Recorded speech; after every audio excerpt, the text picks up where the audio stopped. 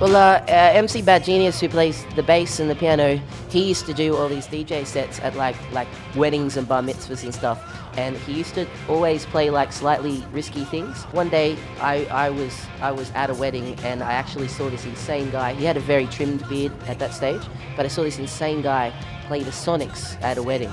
And I was like, holy crap, I gotta meet this guy. I went up, talked to him, he ended up becoming my best friend for like 10 years.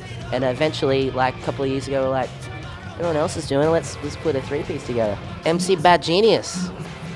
He's a freaking genius, that's why I called him that. I turned up at the local pub at the Hopeton Hotel in Sydney, and he was up on stage, and the music sounded a bit bare, so I thought I had my bass with me, so just pulled it, had a little backpack sticking up the top, just pulled it out and plugged it in, started playing along.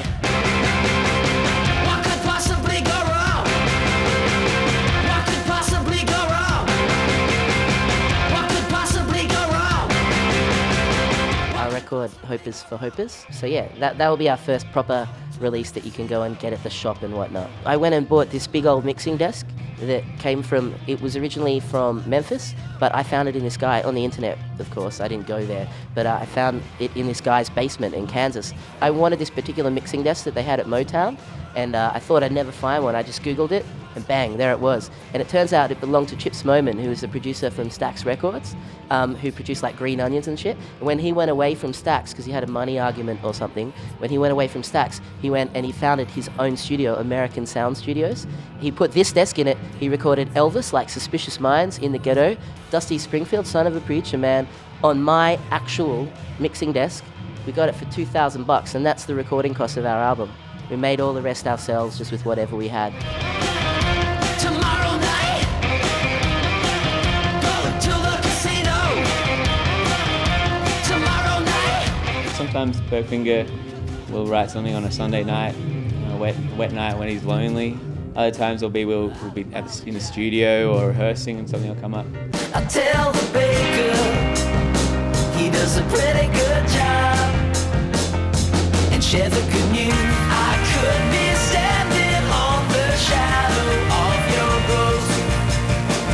I could be standing on the shadow of your ghost. That was written on my bright red couch on a Sunday night, and it was about my ex-girlfriend, who she lived near me and she lived near where I worked, and I pretty much had to walk past her house to get to work, so I was always thinking about, she was probably walking down the same path as me earlier on, or will be later, and it was a really sad time. I could be standing on the shadow of your ghost. You wouldn't tell me, and I think that hurts the most. I could be standing on the shadow of your ghost. I don't drink. I'm not allowed. Water's my only thing now. The songs we have towards the end are more aggressive songs, like I'm Going to Kill You. You can't really just stand still when you play a song like that. You got to feel the song. And it's about killing a girlfriend. Well, not my girlfriend, one of Berkfinger's girlfriends. You know, I feel for him, so I want to kill his girlfriend too. I think I just use my bare hands. It's much more intimate, I think. I'm gonna kill you. I'm gonna kill you dead. Ha. I'm gonna kill you dead.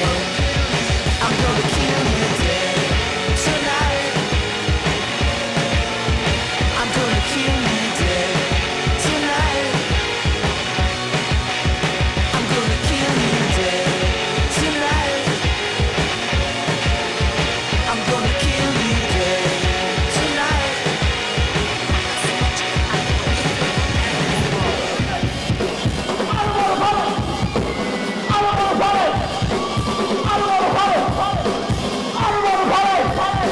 Melbourne people usually don't like Sydney people either. Nah, it's true. Why is that? It's because we've got a better zoo. Taronga Zoo's way better than Melbourne Zoo. You know, Berkfinger will jump away from the mic and do a little dance. And I think to myself, you know what? I can beat that. And so I have to up the ante, and I think he looks across at me and sees me going a bit wild, and was like, oh, well, maybe I have to do something special now. It's kind of like a continual fight for the crowd's love and attention. But ever since we got Calvin on the drums, it doesn't matter what the hell I do. Like, no one looks at me the whole set. They're always looking at Calvin. Always looking at Calvin.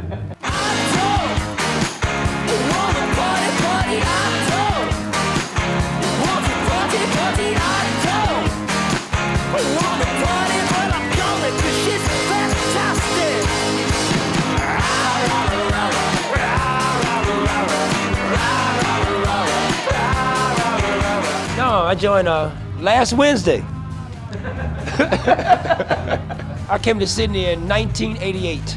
My wife's Australian, and I came out for love.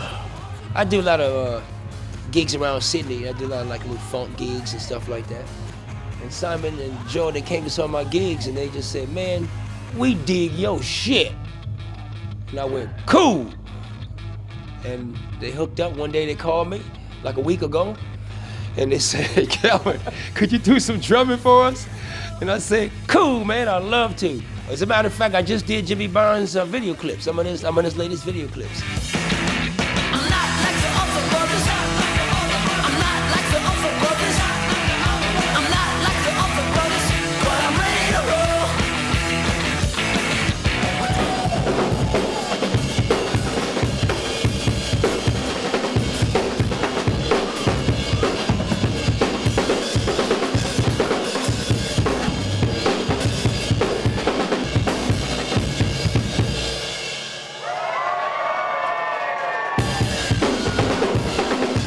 Way with Philly J, let me tell you, they're gonna surprise everybody in the years to come. This group, look out for them.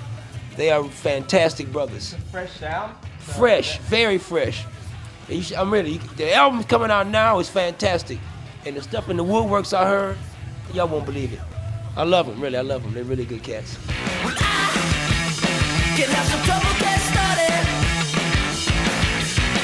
Watch out for the Philly J, SpeakerTV.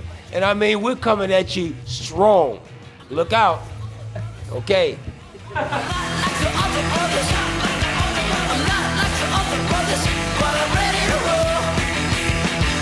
Hello, Internet. My name's Burkfinger. I'm from the Philadelphia Grand Jury.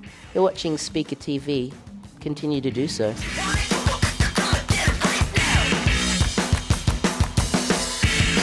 People of the internet, I'm MC Bad Genius. I play in the Philadelphia Grand Jury. You're watching Speaker TV. Buy our albums, bitches!